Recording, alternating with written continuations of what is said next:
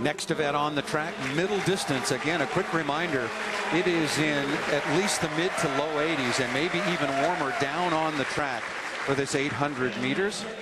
Joaquim Cruz from Oregon, the meet record back in '84. Corey Prim of UCLA won it last year. And speaking of yet another duck, maybe a generation or a generation and a half apart, Elijah Greer, #1 in the conference so far this year. Well, Elijah Greer broke through at the NCAAs last year when he finished third, ran low 145, 145.08, but he's never won this conference title. He lost to Andrew Wheating, who made the Olympic team, and then last year in a stretch drive to Corey Prim. So this is going to be the year he's got to take it.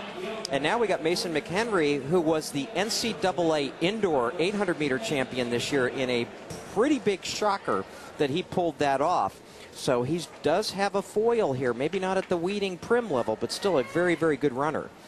And then we have quite a story on the outside with Russell Hornsby. He's the son of keyboardist Bruce Hornsby. Underway at 800 meters. Hornsby is out in lane 7. Bertolotti, the freshman from Stanford, in lane 1. John Klein. Goyota from Oregon. Boru Goyota from Oregon in lane 3. Abbott, Greer, McHenry, Hornsby, and Eichberger, the junior from Arizona. In talking with Greg Kraft, his one main concern a little bit about how Mason McHenry had run his prior races was that he didn't use he would get himself into some pickles strategically during a race. Now it looks like he's got his Arizona State teammate John Klein out there to make sure that the pace is a even and fast one, hoping to take the kick out of Elijah Greer. The rhythmic clapping of this very, very knowledgeable Oregon track crowd. Mason McHenry along running with his teammate Klein. 53.1, not bad. It's keeping the race honest. What I don't understand is why Elijah Greer is running out in lane 2, and for part of the race he was in lane 3.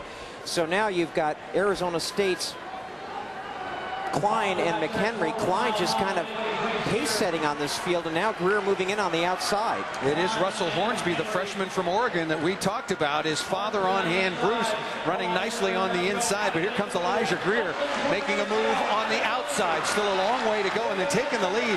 Is that Joe Abbott from Washington State? That's Joe Abbott from Washington State, and Coach Rick Sloan said, watch out for Joe Abbott. He's run a 47-second 400 and a 3:44 1500. Yeah, but Abbott better watch out for Elijah Greer right now. Coming down the stretch, side by side.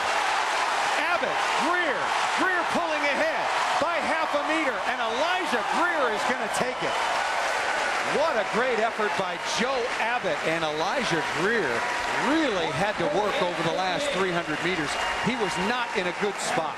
This is where the hometown advantage really helps. When you've got that Hayward Field crowd cheering you on, it really, really helps. And wearing the old jerseys of Steve Prefontaine, he waked up a few echoes here. Joe Abbott ran a brilliant race, stayed behind, didn't get himself boxed in, and he gave it everything that he had. Coach Sloan was dead on this one, but Elijah Greer dug down, and you can see the effort on Abbott's face, but also the determination on Elijah Greer's.